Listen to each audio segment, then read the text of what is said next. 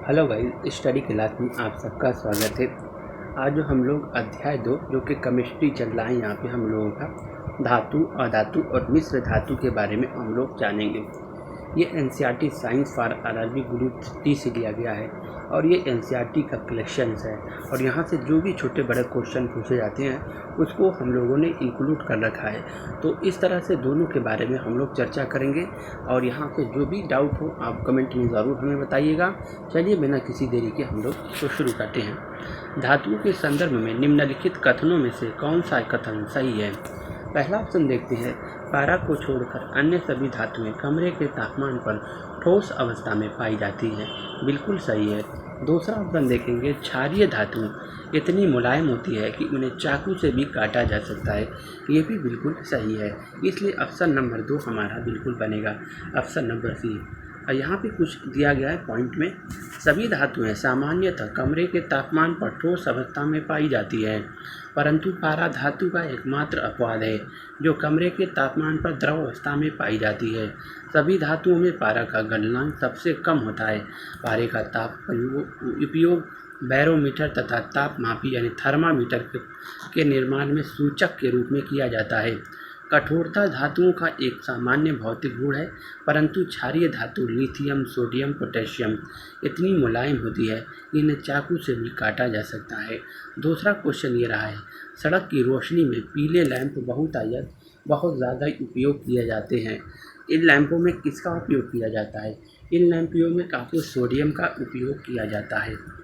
देखते हैं, sodium lamp पीला एवं एक वर्णीय प्रकाश, मरकरी लैंप श्वेत नीलाभ प्रकाश और प्रतिदीप्त लैंप सूर्य के प्रकाश के समान मिश्रित प्रकाश। सोडियम लैंप पीले एवं एक वर्णीय प्रकाश, मरकरी लैंप श्वेत नीलाभ प्रकाश, प्रतिदीप्त लैंप सूर्य के प्रकाश के समान मिश्रित प्रकाश।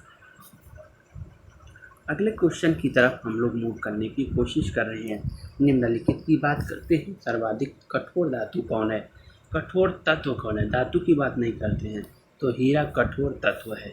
देखिए इसमें दिया गया हीरा सभी प्राकृतिक तत्वों में सर्वाधिक कठोर होता है, जबकि प्लेटिनियम सबसे कठोर धातु है। लेकिन तत्वों में सबसे कठोर कौन है? हीरा। और धातु की बात करेंगे तो प्लेटिनियम है। प्रकृति में कार्बन के 3 अपर रूप पाए जाते हैं, हीरा, ग्रेफाइट, बकमिनिस, टरफुलेरिन। हीरा, ग्रेफाइट, बकमिनिस, टरफुलिरिन। हीरा एक क्रिस्टलीय पदार्थ है जिसमें प्रत्येक कार्बन परमाणु सहसंयोजक आबंधों के द्वारा 4 अन्य कार्बन परमाणुओं से जुड़ा होता है।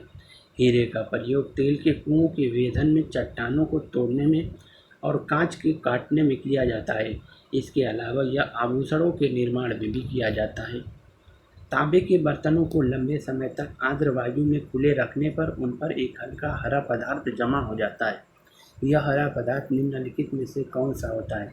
तो आपको मालूम होना चाहिए, कापर हाइड्रोक्साइड और कापर कार्बोनेट का होता है। कापर हाइड्रोक्साइड और कापर कार्बोनेट का मिलकर बना होता है। देख लेते हैं, यहाँ पे देखते हैं, जब तांबे के बर्तनों को लंबे समय तक आर्द्र वायु में खुला रखा जाता है तो उस पर एक हल्की हरी परत जम जाती है। यह हरा पदार्थ कापर हाइड्रोक्साइड और copper carbonate, hydroxide copper carbonate का मिश्रण होता है। पारद धातु मिश्रण होती है। पारद धातु मिश्रण होती है। पारायुक्त मिश्र धातु, पारद धातु पारायुक्त मिश्र धातु है। पारद धातु है, पारायुक्त मिश्र धातु है। यहाँ पे ऑप्शन सी यहाँ पे बिल्कुल करेक्ट होगा। देखिए, जब पारा किसी धातु से मिलकर मिश्र धातु बनाता है तो उसे पारद धातु अथवा अमलगम कहते हैं। लोहे को छोड़कर प्राय सभी धातुएं पारे के साथ मिलकर मिश्र धातु बनाती हैं। चांदी के पारद मिश्रण को दांत के छिद्रों में भरा जाता है। अगले क्वेश्चन की तरफ हम लोग देखते हैं। मुद्रणालय में प्रयुक्त टाइप धातु किस का एलॉय होती है? तो यहाँ पे आपको मालूम होना चाहिए, सीसा और एंटीमनी का। देख लेते हैं, मुद्रणालय यानी प्रिंटिंग प्रेस में प्रयुक्त मुद्राक्षर या टाइप धातु सीसा 60 से 86%, एंटीमनी 11 से 30 और टिन 3 से 20% की मिश्र धातु होती है। निम्नलिखित में से कौन सी धातु खुले वातावरण में रखने पर जलने लगती है? आपको मालूम होना चाहिए सोडियम और पोटेशियम। अगर आप इसको हवा में रखेंगे तो जलने लगेगी। कौन कौन यहाँ पे हमारा ऑप्शन नंबर यहाँ पे देखने की बात करते हैं 1 और 2। सोडियम और पोटेशियम खुले वातावरण में रखने पर जलने लगती हैं। सोडियम और पोटेशियम धातुएं अत्यधिक अभिक्रियाशील होती हैं। यह खुले वातावरण में रखने पर आग की तरह जलने लगती है। इसीलिए इन्हें सुरक्षित रखने और जलने से बचाने के लिए मिट्टी के तेल में डुबोकर रखा जाता है। एल्युमिनियम बनाने के लिए कौन से मुख्य खनिज की आवश्यकता होती है? एल्युमिनियम बनाने के लिए ऑक्साइड की ज़रूरत होती है। ऑप्शन नंबर सी यहाँ पे बिल्कुल करेक्ट हो जाएगा।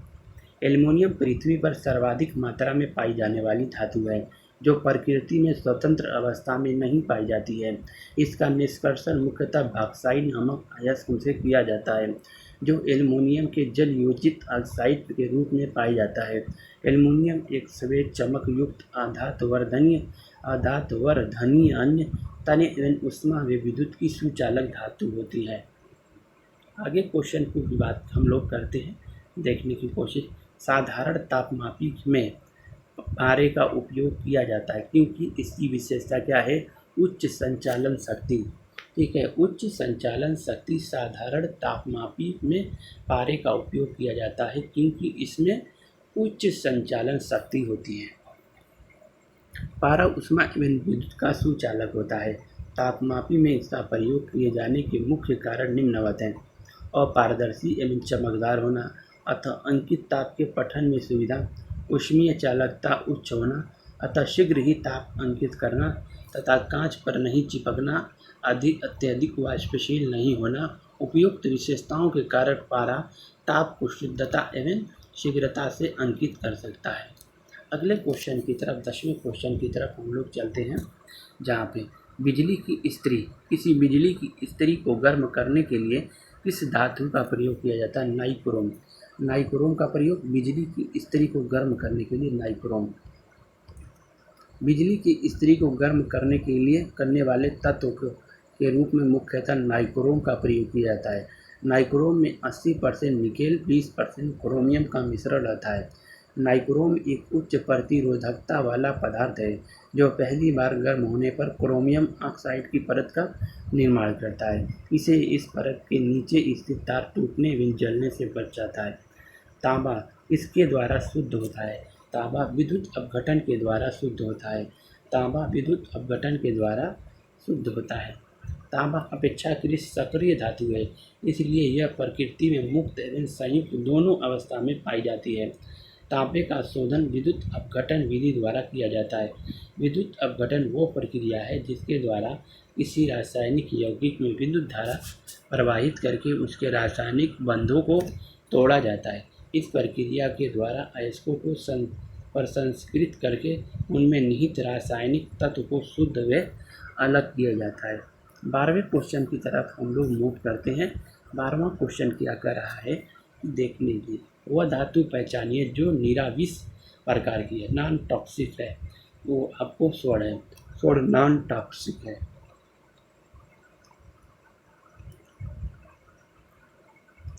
अगले क्वेश्चन की तरफ हम लोग बढ़ने की कोशिश कर रहे हैं।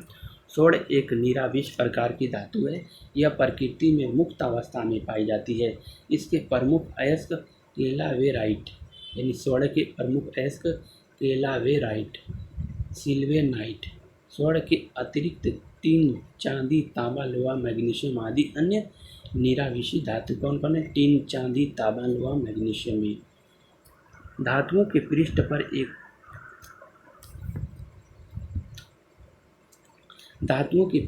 एक उपयुक्त तरंगदैर्ध्य का प्रकाश पड़ने पर इलेक्ट्रॉनों के उत्क्षेपण की परिघटना को कहते हैं प्रकाश वैद्युत प्रभाव के रूप में हम लोग जानते हैं। जब कोई पदार्थ, धातु, अधातु, ठोस, द्रव एवं गैस किसी विद्युत चुंबकीय विकिरण, एक्सरे, दृश्य प्रकाश आदि से ऊर्जा अवशोषित करने के बाद इलेक्ट्रॉन उत्सर्जित करता है तो उसे प्रकाश विद्युत प्रभाव कहते हैं। इस प्रक्रिया में उत्सर्जित इलेक्ट्रॉन को प्रकाश इलेक्ट्रॉन कहते हैं। कांसा निम्नलिखित में से किसका मिश्र धातु है? कांसा की बात करते हैं, तांबा और टिन का है। कांसा तांबा और टिन का मिश्र धातु। ऑप्शन सी बिल्कुल करेक्ट है। कांसा, तांबा और टिन की मिश्र धातु है जिसमें सामान्यतः तांबा 88%, टिन 12% होता है। कांसे का उपयोग बर्तन में मूर्तियां बनाने में किया जाता है। तरल अवस्था में पाई जाने वाली अधातु कौन है? ब्रोमीन है। ब्रोमीन क्या है हमारा?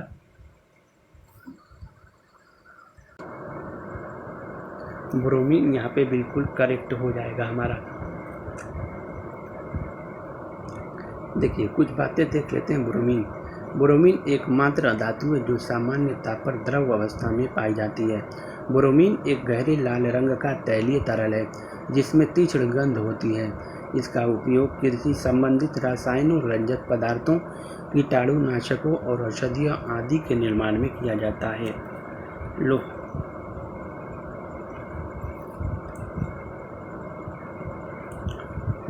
किस लौह अयस्क में 72% लोहा पाया जाता है? तो मैग्नेटाइट में 72% लोहा पाया जाता है। देखिए विभिन्न लौह अयस्कों में पाए जाने वाला लौह इस प्रतिशत निम्न है। मैग्नेटाइट में कितना होता है? Fe3O4 इसका सूत्र है 72.4%। हेमेटाइट के अंदर 69.9%, लिमोनाइट के अंदर 55%, सीडेराइट के अंदर 48% होता है। कौन सी धातु हथेली पर रखने पर पिघल जाती है? ये भी एक क्वेश्चन। गैलियम जो होती है हथेली पर रखने पर पिघल जाती है। गैलियम प्रकृति में शुद्ध रूप से नहीं पाई जाती, परंतु इसके यौगिक बॉक्साइट और जस्ते के खनिजों में अल्प मात्रा में पाए जाते हैं। गैलियम का गलनांक 29.8 डिग्री सेंटीग्रेड होता है, जबकि मानव शरीर का सामान्य तापमान 37 डिग्री सेल्सियस से 98.6 फ़ारेनहाइट होता है। इसीलिए यह धातु हथेली पर रखने पर पिघल जाती है। विद्युत तापीय उपकरण के लिए तापीय घटक बनाने के लिए जिस मिश्र धातु का प्रयोग किया जाता है वो आपको नाइक्रोम का प्रयोग किया जाता है। किसका? नाइक्रोम का। Electric iron, room heater, water heater जैसे विद्युत तापीय उपकरणों में विद्युत धारा के ऊष्मीय प्रभाव का प्रयोग किया जाता है। यह तापीय उपकरण उच्च प्रतिरोधी तार की कुंडलियों से संचालित होते हैं जो कि नाइक्रोम मिश्र धातु के बने होते हैं। पीतल निम्न में से किसका मिश्रण है? पीतल की बात करेंगे तो ये आपको तांबा और जस्ते का मिश्रण है। इसमें दिया होगा, आप देख लीजिएगा। निम्नलिखित में से कौन सी धातु जल के साथ अभिक्रिया करके हाइड्रोजन उत्पन्न करती है? यहाँ पे कैडमियम है। यहाँ पे बिल्कुल करेक्ट आंसर है कैडमियम। देखिए सभी क्षारीय धातु जल में अभिक्रिया करके हाइड्रोजन उत्पन्न करती है क्योंकि इनका आयनन विभव हाइड्रोजन से अधिक होता है, जबकि कैडमियम का आयनन विभव जल से कम होने के कारण यह जल में हाइड्रोजन को विस्थापित नहीं कर पाती। आयनन विभव अथवा आयनन ऊर्जा वो आवश्यक ऊर्जा है जो किसी उदासीन परमाणु के सबसे शिथिलताबद्ध इलेक्ट्रॉन को परमाणु से अलग करने के लिए आवश्यक होती है। कैडमियम का प्रयोग बैटरी एवं टेलीविज़न के निर्माण तथा नाभिकीय रिएक्टर नियंत्रक छड़ों के रूप में होता है। लोहे के चादर को जंग से बचाने के लिए उस पर निम्नलिखित में से किस धातु की परत चढ़ाई जाती है? तो यहाँ पे जस्ते की परत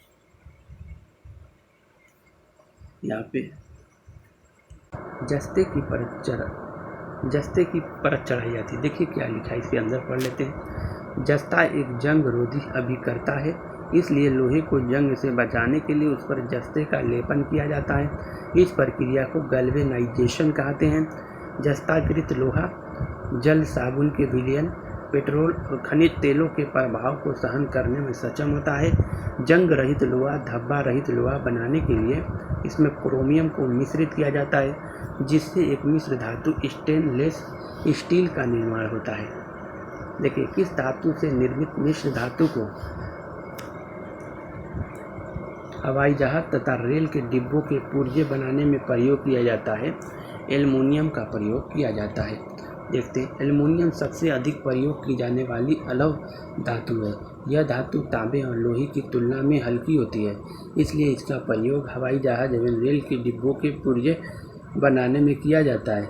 इसके अतिरिक्त एल्युमिनियम का प्रयोग तरल पदार्थों के डिब्बे, दरवाजे, खिड़कियां, तार, बर्तन, पेंट, फॉइल आदि के निर्माण में किया जाता है। पायरेक्स कांच को अधिक मजबूत बनाने के लिए क्या उत्तरदायी है? तो आपको मालूम होना चाहिए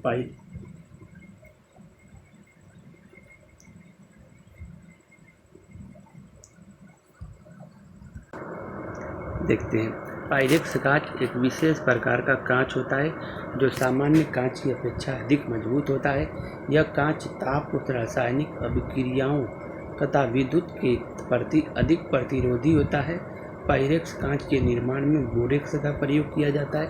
इसी कारण इसे सामान्यतः बोरोसिलिकेट कांच भी कहते हैं। अब यहाँ पे दिया है अगला क्वेश्चन, 24वां क्वेश्चन, कि उत्कृष्ट धातुओं को घोलने के लिए निम्नलिखित में से किसका प्रयोग किया जाता है? एक्वा रेजिया का प्रयोग किया जाता है। उत्कृष्ट धातुएं राज धातुएं जिसको कहते हैं हम लोग, जिनका प्रयोग हम कहते हैं कि आर्द्र वायु के संपर्क में रहने के बावजूद भी क्षरण एवं ऑक्सीकरण बहुत कम होता है। सोना, चांदी, प्लेटिनियम, रेडियम, पैलेडियम आदि प्रमुख उत्कृष्ट धातुएं हैं। इन धातुओं को घोलने के लिए अम्लराज अथवा एक्वा रेजिया का प्रयोग किया जाता है, जो नाइट्रिक अम्ल और हाइड्रोक्लोरिक अम्ल का 1:3 के अनुपात में मिश्रण होता है। एक्वा रेजिया को शाही जल भी कहा जाता है। धूप के चश्मे के लिए निम्नलिखित में से कौन सी कांच का प्रयोग किया जाता है? क्रूक्स कांच का प्रयोग किया जाता है। धूप के चश्मे में क्रूक्स कांच, धूप के चश्मे में लेंस बनाने के लिए क्रूक्स कांच तथा क्राउन कांच का प्रयोग किया जाता है। क्रूक्स कांच में सीरियम ऑक्साइड नामक पदार्थ पाया जाता है जो सूर्य प्रकाश में तेजी से पराबैंगनी किरणें को अवशोषित कर लेता है। तो ये रहता धातु, अधातु और मिश्र धातु के बारे में। अगर वीडियो ये अच्छी हेल्पफुल लगी, आप इसको लाइक और सब्सक्राइब कीजिए और बेल आइकन को ज़रूर प्रेस कीजिए। यहाँ पे इसी के साथ हम इस वीडियो को समाप्त करते हैं। जय हिंद।